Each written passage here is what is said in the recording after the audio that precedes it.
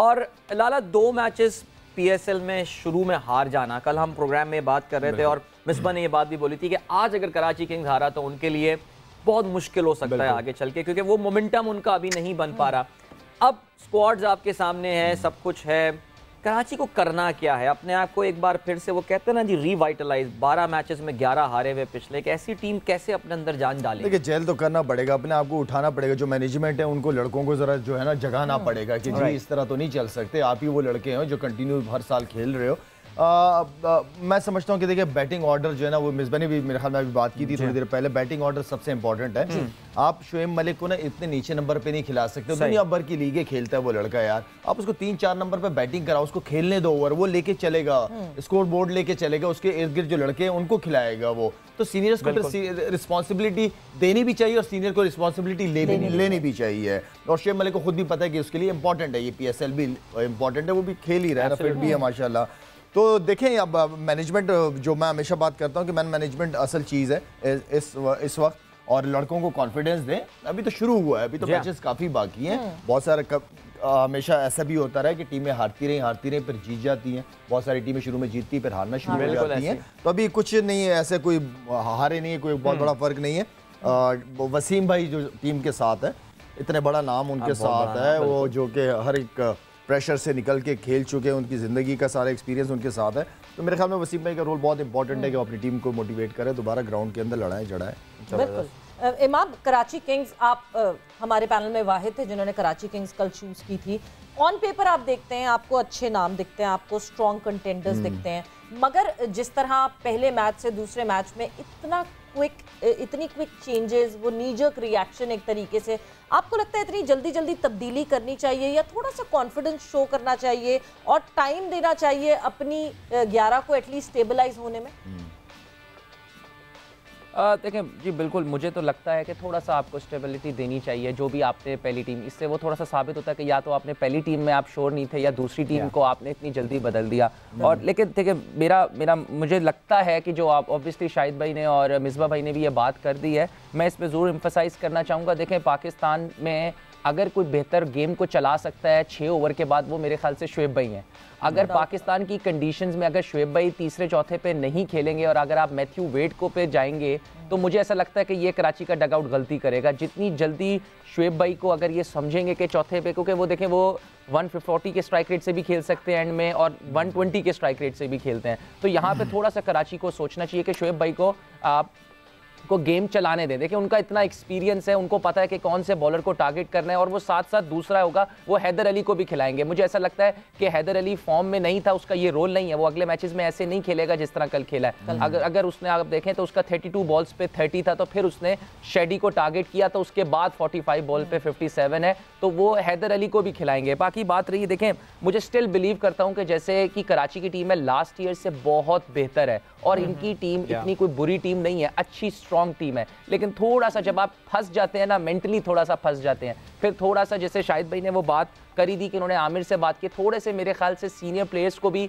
ज़रा थोड़ा सा कंट्रोल होना पड़ेगा, थोड़ा सा ज़रा अपने आप पे थोड़ा सा काबू करना पड़ेगा। मुझे लगता है कि बाहर वाली चीज़ें बहुत ज़्यादा ये लोग सोच रहे हैं कि लोग क्या कह रहे हैं। देखिए, लोग का काम है कहना, आपको बस परफॉर्म करना है, और आपको ये थोड़ा सा, आपकी गैदरिंग बहुत मैटर करेगी, आपकी पॉजिटिविटी, आपके लोग किसके साथ आप फिर रहे हो, किसके साथ आप खाना खा रहे हो, ये भी बहुत मैटर करता है, को जो आपको सिर्फ पॉजिटिविटी दे। तो मेरे ख्याल से इमाद और आमिर भाई को दोनों को ये सोचना है, क्योंकि उन दोनों पे टीम बहुत डिपेंड करेगी, क्योंकि वो काफी अरसे से खेल रहे हैं। शोएब भाई का तो एक तरह का कमबैक है कराची में, तो फिर थोड़ी सी बात होगी, और फिर जब ये चीजें आएंगी तो इनसे निकल जाएंगे ये लोग।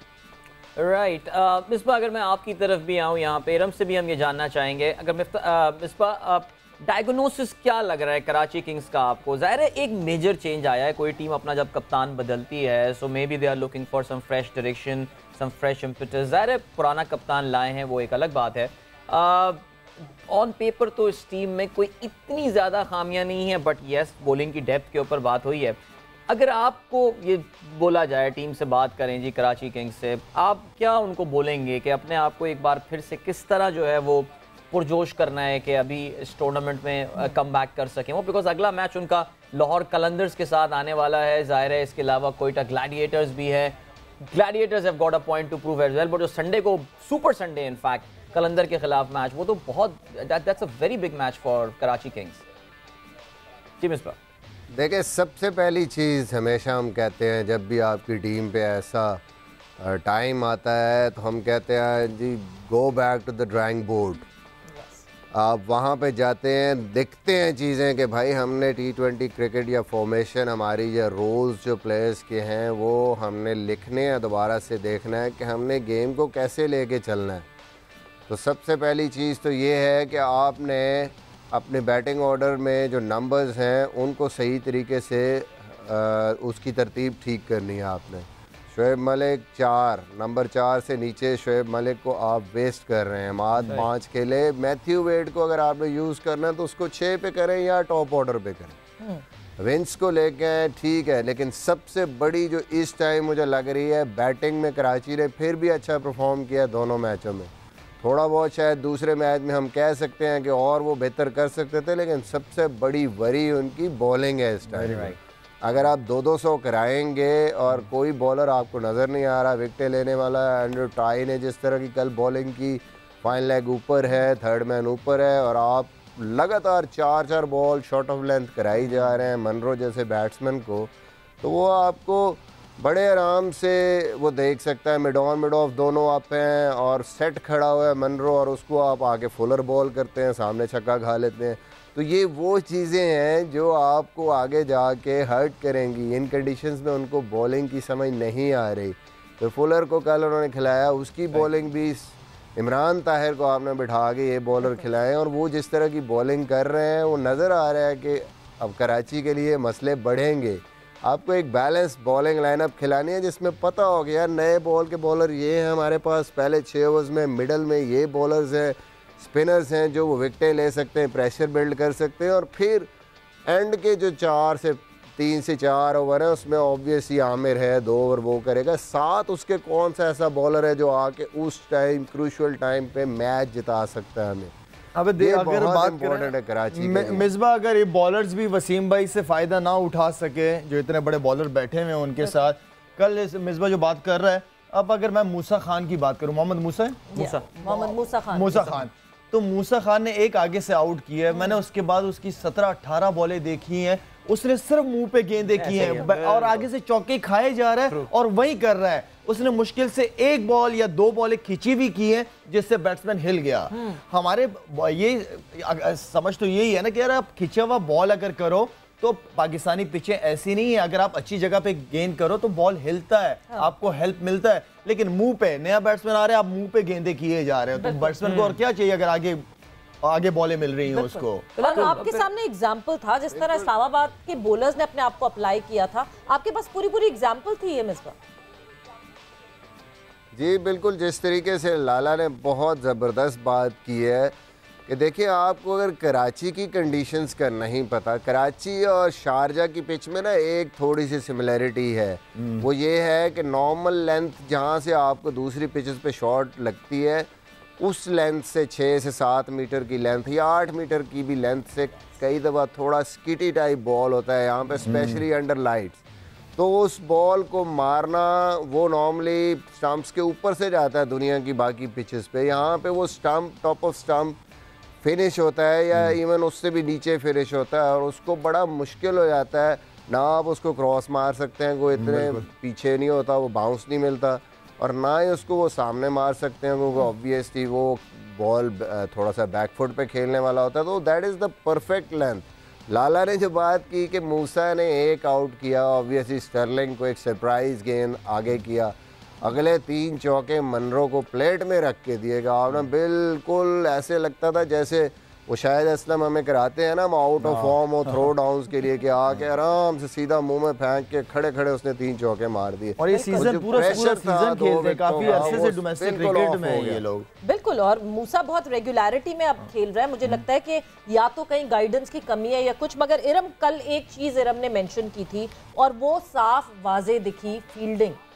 कराची किंग्स की फील्डिंग मुझे लगता है इस वक्त अगर मैं सारी टीम्स सबको एक्शन में हम देख चुके हैं, कराची किंग्स की फील्डिंग सबसे ज़्यादा बुरी है इस वक्त। और वो कहते हैं ना कि जब नहीं कोई चीज़ आपके काम चल रही होती तो शोएब मलिक हमें one of the best fielders of Pakistan हम मेंशन करते हैं उनको, मगर the kind of fielding that he even did, कल ड्रॉप कैच हुआ मोनरो का, जिस तरह फील्डिंग कराची किंग्स कर रहे हैं इरम, वही मसला बार बार आ रहा है। हमने पहले पिछले मैच में भी देखा था कि fielding was a big difference, और इस मैच में भी हमें कराची किंग्स की फील्डिंग बड़ी डिसअपॉइंटिंग दिखी।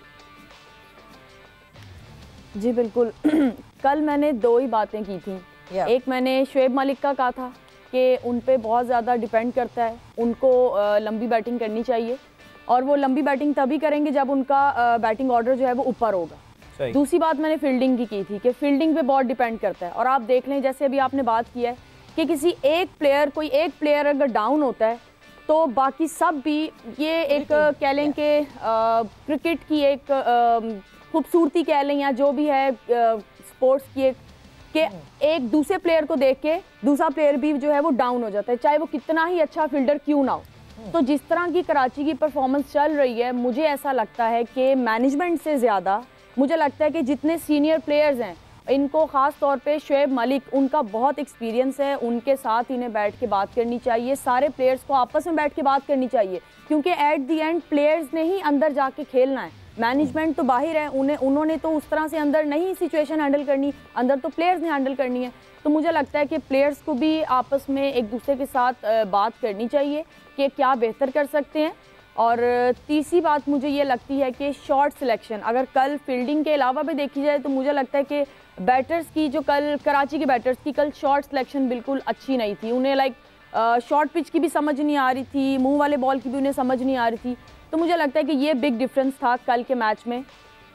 बिल्कुल बिल्कुल। लाला, आपने वसीम अकरम का जिक्र किया, इतना बड़ा नाम जाहिर है, देखिए लेकिन फ्रेंचाइज क्रिकेट है और मालिकान को रिटर्न तो चाहिए होता है ना। रिटर्न से मुराद ये कि मेरी टीम जीतनी चाहिए यार, it's a business as well, it's a business at the end of the day, because यही तो फर्क है ना। कराची किंग्स के केस में तो बहुत ज्यादा, पूरी आप किट देखें तो पूरी किट भरी हुई है माशाल्लाह, इतने और बड़े महंगे दुकान लगती है वो किट से ज्यादा। वो बिल्कुल ऐसी है, वो कोई वेब पेज लगता है ऑनलाइन स्टोर का कोई।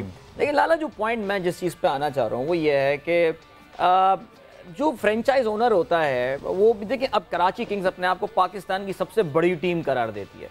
आपको पता है ना, अगर आप उनके एड्स देंगे, पाकिस्तान की सबसे बड़ी टीम, वो जो रिजल्ट्स नहीं दे पा रही है, कहाँ आपको जाके ऐसा लगता है, थोड़ा सा मैं मुश्किल सवाल पूछ रहा हूँ, लेकिन कि वसीम अकरम जिनको इतना इंपॉर्टेंट रोल दिया हुआ है, कहाँ आपको लगेगा कि टीम ओनर कहेगा कि यार बस, बाबर को भी हटा के देख लिया, चीज़ें इंप्रूव नहीं हो रही या नहीं, कहीं और मसला है, कहीं यही तो मसला नहीं है कहीं? देखिए बात यह है कि वसीम भाई भी अगर टीम के साथ है ना, तो जो टीम ओनर है वो इसलिए लेके आए कि उनसे फ़ायदा हो, और वसीम भाई भी ये चाहेंगे कि उनके होते हुए टीम अच्छा परफॉर्म करे, ठीक है ना। सही। एरम ने बात की, बहुत अच्छी बात की है कि प्लेयर्स को डिलीवर करना है। हम अगर जितनी भी लंबी लंबी मीटिंगें कर ले, अगर उसको एग्जीक्यूट तो प्लेयर्स ने करना है ना। लेकिन मैनेजमेंट का काम ये है कि उन प्लेयर्स को वो 4 5 6 नाम बिठाए, उनको बिठाए, उनको कहे कि भाई हमें रिजल्ट चाहिए, तो जगाने का जो काम है वो वसीम भाई का काम है। वसीम भाई 2-3 दिन के अंदर किसी का हाथ सीधा नहीं करवा सकते, ठीक है, और ना कराने की जरूरत है। तो असल चीज ये है कि मैनेजमेंट का रोल भी उतना ही इंपॉर्टेंट है जितना प्लेयर्स का रोल इंपॉर्टेंट है। तो मेरे ख्याल में अगर ये इसी तरह की परफॉर्मेंसेस चलती रहेंगी तो मेरे ख्याल में फिर मुझे लग रहा है कोई इशू ही दूसरे हैं, फिर तो आपको पूरी मैनेजमेंट और पूरी टीम ही चेंज करनी पड़ेगी। मैं कहूँगा कराची का नाम ही चेंज करना पड़ेगा। लेकिन फिर कहूँगा कि मौका है, अभी टूर्नामेंट शुरू हुआ है, ठीक है, मौका है, अच्छे प्लेयर हैं, अच्छी टीम है, जीते हैं 2-3 मैचेस जीते, अच्छा कॉम्बिनेशन बन सकता है, लेकिन चेंजेस ना करें। एटलीस्ट जो आप टीम के साथ जा रहे हो 3 मैचेस तक, कंसिस्टेंसी तो 3 मैचेस तक जाए, 3 मैचेस के बाद फिर चेंज कर लो, कोई बात नहीं, लेकिन कोई लड़कों को कॉन्फिडेंस तो देना चाहिए। 4 मैचेस पहले दिन के बाद ही 4 चेंजेस, आप अंदाजा लगाए ना। मिसबा, एक और चीज, एक इंप्रेशन जो कराची किंग्स का आता है वो आता है, Sharjeel Khan has a point to prove. Shoaib Malik obviously उनको पता है कितना इंपॉर्टेंट है ये पीएसएल का सीजन उनके लिए, बिकॉज वो सिर्फ वो वर्ड्स पे हैं बिल्कुल अब खेलने के या ना खेलने के। Mohammad Aamir has a point to prove, Imad Wasim has a point to prove. कभी कभार ऐसा लगता है कि ये Haider Ali has a point to prove, ऐसा लगता है कि ये इंडिविजुअल माइलस्टोन्स के पीछे ये टीम कहीं ना कहीं स्कैटर हो रही है। ये सही इंप्रेशन आता है इस टीम का?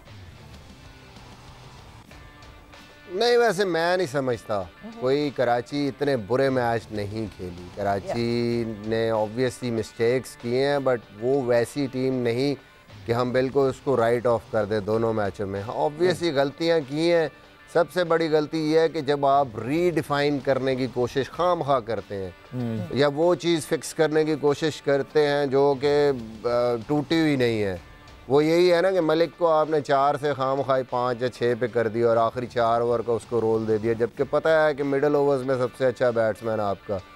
फिर उसके बाद आपको अगर बॉलर्स भी आपने रखे हैं, इमरान ताहिर को एक मैच के बाद, अगर आपके पास फास्ट बॉलिंग इतनी अच्छी नहीं है तो फिर वर्ल्ड क्लास एक बॉलर है, हमेशा उसने अच्छा परफॉर्म किया, तो एक मैच में उसको 42 अगर हो भी गया है तो फिर उस पर चांस लेना मिडल के ओवर्स में, वो आपको आउट करके दे सकता है। ये आपको जब अब नई चीज़ें जब करने की कोशिश करते हैं ना कि मैथ्यू वेड उस नंबर पे जहाँ खेला ही नहीं, या ओपन खेलता है या नीचे खेलता है, उसको आप कहीं बीच में नया रोल दे रहे हैं, वो सेटल होने में टाइम आपका लग जाएगा। जिसने रिप्यूट जहाँ बनाई हुई है, जो जहाँ पे अच्छा है, जिस बेसिस पे दुनिया में नाम है उस प्लेयर का, अगर आपके पास है तो वो बेस्ट जगह है उसकी यूटिलाइज़ करने की, उसको वहीं पे यूटिलाइज़ करें, तजर्बे ना करें ड्यूरिंग द टूर्नामेंट, क्योंकि वो जब तजर्बा आप नई चीज़ कुछ करते हैं और वो वर्क नहीं करती तो आप पे 4 गुना प्रेशर बढ़ता है और फिर आप जो है ना और ज़्यादा गलतियाँ शुरू कर दें। Right, so Misbah what he saying actually कि मसला एग्जीक्यूशन का यहाँ पे ज़्यादा है, कोई जैसे कहना चाहिए स्ट्रैटेजी का मसला है, शायद सिलेक्शन का फिर भी इतना इशू नहीं है।